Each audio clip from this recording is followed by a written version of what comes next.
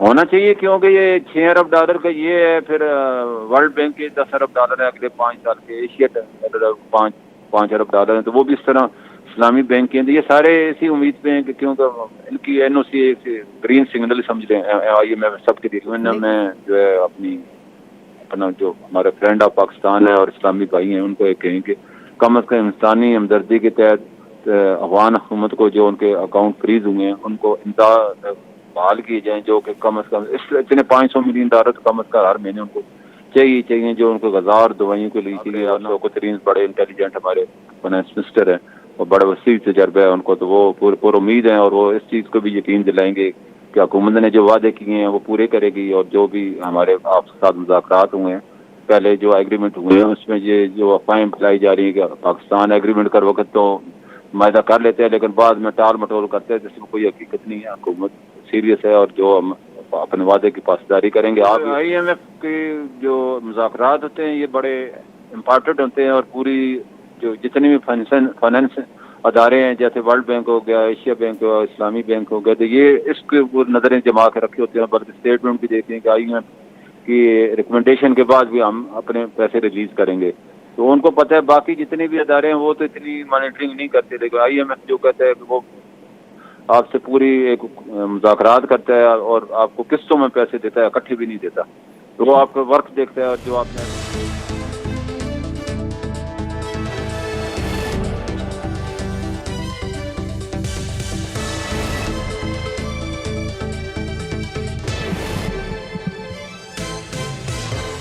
ملک صاحب، I am F کے ساتھ پاکستان کے ڈائلاگس چل رہے ہیں اور اس وقت ہمارے پاس خبر ہے کہ تقریباً چیزیں سارٹ آؤٹ ہو چکی ہیں، صرف جو انرجی کی پرائسز ہیں، الیکٹریسٹی کی پرائسز ہیں، اس پہ ماشاءاللہ government is taking a good stance, اور لگ رہا ہے کہ وہ بھی جس طرح گورنمنٹ چاہتی ہے کہ آہستہ آہستہ فیز ان کی جائیں، بیکاز اکانومی کا پہیہ چلے گا، روزگار ہوگا تو لوگوں کی پرچیزنگ پاور پیرٹی بہتر ہوگی، قوت خرید بڑھے گی۔ سو گورنمنٹ کی اس پازیٹیو تھنکنگ کے ساتھ کافی ساری لوگ بھی، انفیکٹ میں سمجھتا ہوں قوم بھی ہوگی۔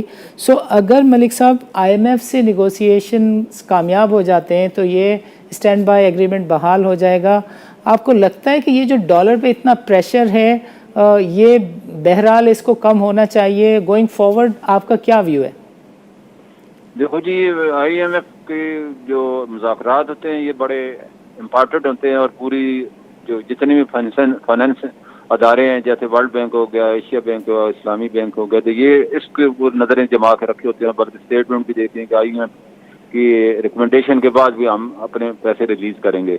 تو ان کو پتہ ہے باقی جتنے بھی ادارے ہیں وہ تو اتنی مانیٹرنگ نہیں کرتے، لیکن آئی ایم ایف جو کہتا ہے کہ وہ آپ سے پوری ایک مذاکرات کرتا ہے اور آپ کو قسطوں میں پیسے دیتا ہے، اکٹھے بھی نہیں دیتا، تو وہ آپ کا ورک دیکھتا ہے اور جو آپ نے ایگریمنٹ کی ہیں اس کو دیکھتا ہے۔ جیسے پچھلے ایگریمنٹ کرتے وقت حکومت نے کہا تھا کہ ہم یوٹیلیٹی بل بڑھائیں گے اور سبسڈی کم کریں گے، پھر اس پہ کورونا کی وجہ سے حکومت نے 1 سال سٹینڈ لیا کہ ہم اس حالت میں نہیں ہے کہ اس پہ بڑھائیں، ہماری عوام پہلے مر چکی ہے، کورونا سے کاروبار ہمارے تباہ ہو چکے ہیں۔ 1 سال آپ نے دیکھا مذاکرات بھی ہمارے وہ معطل رہے، اس کے بعد حکومت نے ان کی بات مانی اور یوٹیلیٹی بڑھائے اور سبسڈی بھی کم کی، تو وہ بیسک جو مذاکرات تھے وہ مطلب کامیاب رہے۔ آپ شوکت ترین بڑے انٹیلیجنٹ ہمارے فائنانس منسٹر ہیں اور بڑے وسیع تجربہ ہے ان کو، تو وہ پور امید ہیں اور وہ اس چیز کو بھی یقین دلائیں گے کہ حکومت نے جو وعدے کیے ہیں وہ پورے کرے گی، اور جو بھی ہمارے آپ کے ساتھ مذاکرات ہوئے ہیں پہلے جو ایگریمنٹ ہوئے ہیں اس میں یہ جو افواہیں پھیلائی جا رہی ہیں کہ پاکستان ایگریمنٹ کر وقت تو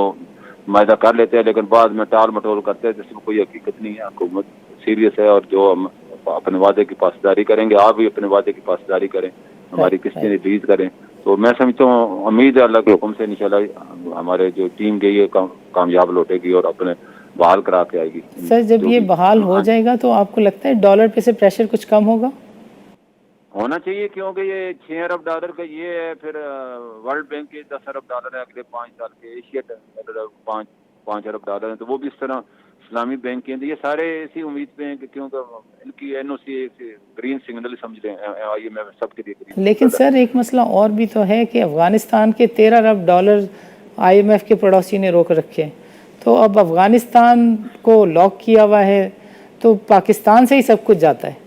تو آپ کو بالکل یہ چیز تو آپ نے بالکل بجا فرمائی. ہم نے حکومت کو ریکویسٹ بھی کی تھی کہ آپ جو ہے یو این ایم میں جو ہے اپنا جو ہمارے فرینڈ آف پاکستان ہے اور اسلامی بھائی ہیں ان کو یہ کہیں کہ کم از کم انسانی ہمدردی کے تحت افغان حکومت کو جو ان کے اکاؤنٹ فریز ہوئے ہیں ان کو امداد بحال کیے جائیں, جو کہ کم از کم اتنے $500 ملین تو کم از کم ہر مہینے ان کو چاہیے جو ان کو غذا اور دوائیوں کے لیے چاہیے, ورنہ بہت بڑا وہاں قید پڑے گا اور بڑا مسئلہ ہو جائے گا. اس وقت لوگ وہاں قید کی یہ یورپین یونین نے 1.2 بلین یورو جو ہے امداد گرانٹ کی ہے. یہ بڑا اچھا فیصلہ ہے.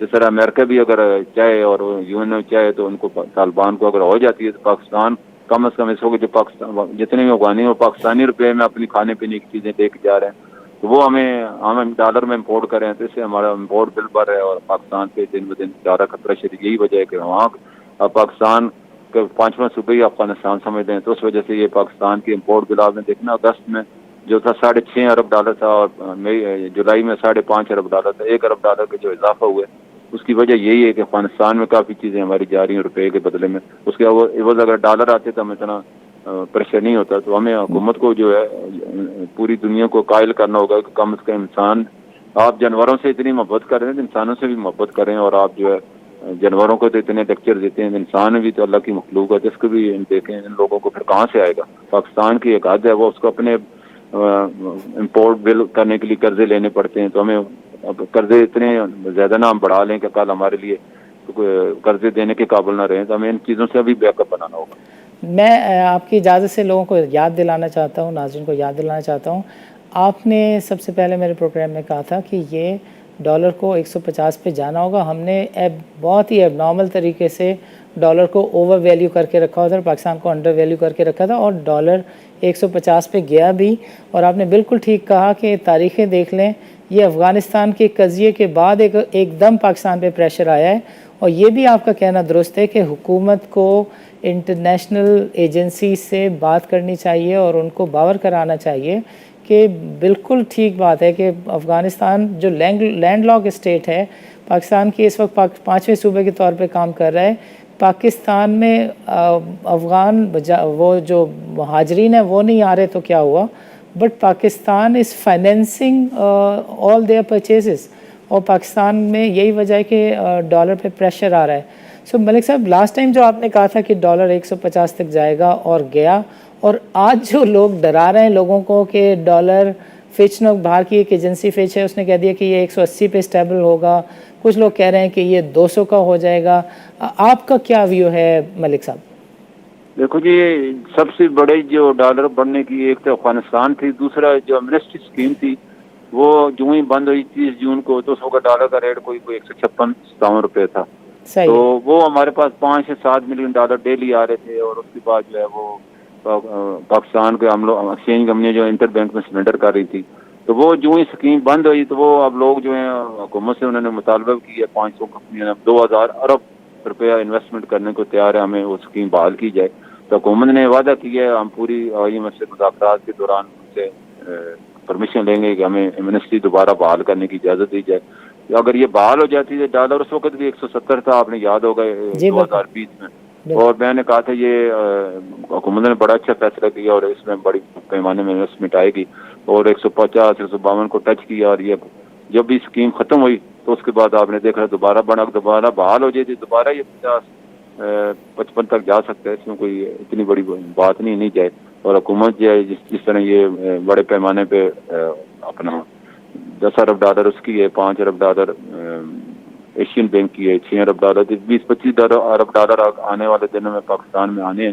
اور اگر پاکستان کی امپورٹ بڑھتی ہے اور پاکستان کم ہوتی ہے اور ایکسپورٹ بڑھ جاتی ہے تو میں سمجھتا ہوں آٹومیٹکلی ڈالر کا ریٹ کم ہوگا. اور اگر افغانستان کی حکومت کو تسلیم کر لیا جاتا ہے اور حکومت جو ہے کامیاب ہو جاتی ہے ان کے اکاؤنٹ کی جو فریز کرانے میں, پھر ہمارے پہ یہ بوجھ کم ہو جائے گا, تو ہم پاکستان کے امپورٹ کم ہوگی تو آٹومیٹک ڈالر کا ریٹ بھی کم ہوگا. تو ملک صاحب, آپ یہ مطالبہ کریں گے یہاں کے پلیٹ فارم سے کہ ایمنسٹی اسکیم کو دوبارہ شروع کرنا چاہیے؟ بالکل جی, میں نے تو کئی دفعہ کیا ہے, آباد والوں نے کیا ہے, پورے حکومت کو اس کی بڑی ہے, کیونکہ اگر یہ اسکیم نہیں آتی تو انویسٹمنٹ نہیں آئے گی, انویسٹمنٹ نہیں آئے گی تو پھر یہی پاکستان میں جو ہے لوگوں کے پاس پیسہ ہے، وہ انڈکلیئر منی ہے، وہ بلیک منی نہیں ہے. یہ میں عوام کو تاغرین کو بتانا سمجھتا ہوں، کیونکہ ہمارے قانون ایسے ہیں کہ آپ کو یہ اجازت دیتے ہیں جتنے بھی لوگ نان فائلر ہیں وہ اپنے پیسے کو ڈکلیئر نہیں کرتے. تو آپ نے اجازت دی ہے تو انہوں نے ڈکلیئر نہیں کیا. تو انڈکلیئر پیسے ہے تو اس کو ہم ہماری اکانومی میں شامل ہونا چاہیے، نہ کہ وہ گھروں میں پڑا رہے اور لاکروں میں پڑا رہے، نہ بینکوں کے کام آئے، نہ ہی ہماری اکانومی میں انجیکٹ ہو. تو ہمیں اس کے لیے راستہ پلیٹ فارم دینا ہوگا اور ایک دفعہ یا ون ٹائم جو ہے یا ایک قانون بنانا ہوگا کہ جتنی بھی انڈکلیئر منی ہے وہ بغیر کسی، وہ گورنمنٹ کہتی ہے 2% دے 3% دے دیں، بغیر پیسوں کے بھی اگر آپ کو ڈاکومنٹ میں آ جاتی ہے تو پاکستان کی وہ سمجھو کہ معیشت کو بوسٹ ہی کرے گی، کم تو نہیں کرے گی. کوئی پیسہ گھر میں پڑے کسی کے کام کا نہیں. دیکھیں ملک صاحب، ہماری جو معیشت ہے نا وہ 170-200 ارب ڈالر کی اگر ہے تو 800-900 ارب ڈالر کی انڈکلیئرڈ اکانومی ہے. آپ ایکچولی اس پیسے کو اگر سسٹم میں لے آئیں تو کتنا روزگار کریٹ ہو جائے گا. آپ اس پیسے ہاں کو بالکل. یہ حکومت کو جو ہے نا اس کے لیے آئی ایم ایف سے مذاکروں کے اس وقت جتنی بھی انویسٹنگ دینی ہوتی ہے آئی ایم ایف کو اعتماد میں لینا ہوتا ہے. تو یہ ہماری ان کی شرط ہے، تو وہ حکومت انڈیپینڈنٹ نہیں کر سکتی. تو لیکن ابھی سر حکومت وہ ان کو موٹیویٹ ملک کر صاحب لیتی ہے. یہ پیسہ اگر ہمارا ملک صاحب وہ ڈرتے تو ہوں گے نا کہ یہ پھر اجازت دے دے تو یہ قرضہ مانگنے نہیں آئیں گے، ان کے پلوں میں ہاں بہت یہ بھی پیسہ صحیح ہے. آپ کہتے ہیں کہ وہ ہمیں اس چیز کو مد نظر رکھنا ہے اور اپنے لوگوں اپنے کو کچھ نہ مفاد کچھ کو دیکھنا ہے. مفاد کو دیکھنا ہے. پاکستان ترقی کیسے کرے گا، پاکستان کی ایکسپورٹ ہمیں بڑھانی ہے، ویلیو ایڈڈ میں پروڈکشن میں آنے ہیں.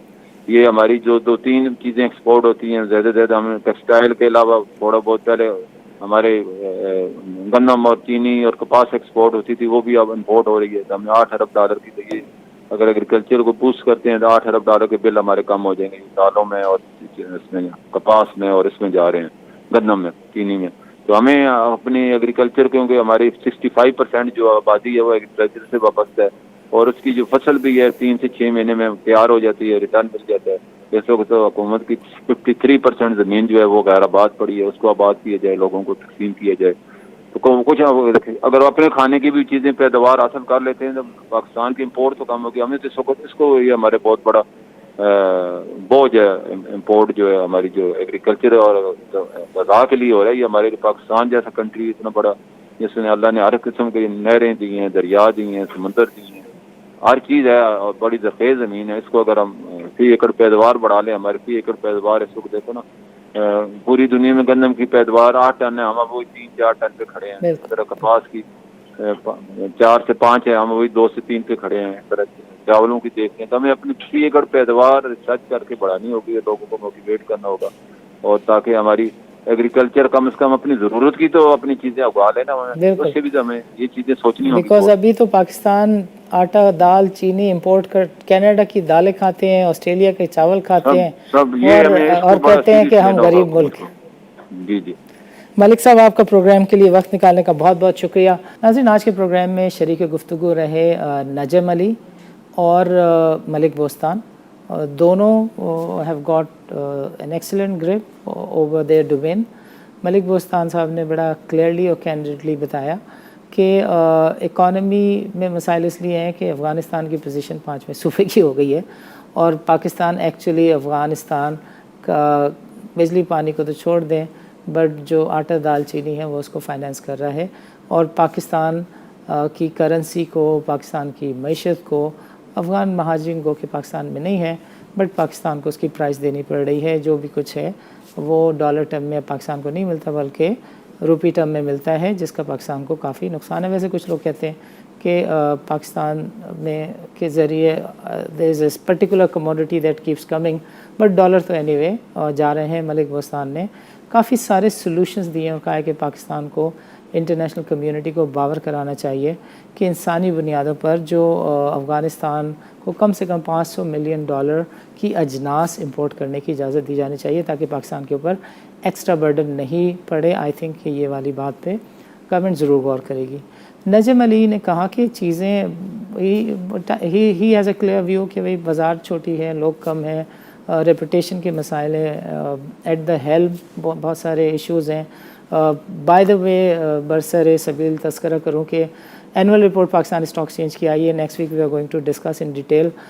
2 سال پہلے جو ہے وہ لینڈ کے اوپر کافی لے دے ہوئی، اور پھر پی ایس ایکس کے ایک ڈائریکٹر पॉलिसी बोर्ड के चेयरमैन बने और एक सीनियर प्रोफेशनल कहूँगा एकेडमिया को हटाकर उनको चेयरमैन पॉलिसी बोर्ड लगाया गया। आज देखिए क्या हुआ है कि PSX की एनुअल रिपोर्ट में 2 साल का डिप्रिसिएशन एक साथ चार्ज किया गया है। वो वाली पोजीशन जिस पे बहुत ह्यू एंड क्राई मचाया था, PSX ने अपनी उस पोजीशन को रिवर्ट किया है। खैर, coming back to Najam Ali who was a seasoned professional, उन्होंने कहा कि बाज़ार में पार्टिसिपेशन गो कि कम है, मगर चीज़ें फेज़ इन होना शुरू हो गई हैं कुछ इस अंदाज से कि बेहतरी भी आ सकती है, पार्टिसिपेशन भी हो सकती है, वॉल्यूम्स भी बेहतर हो सकते हैं, but people have to remain cautious. इजाज़त दीजिए, अल्लाह हाफ़िज़।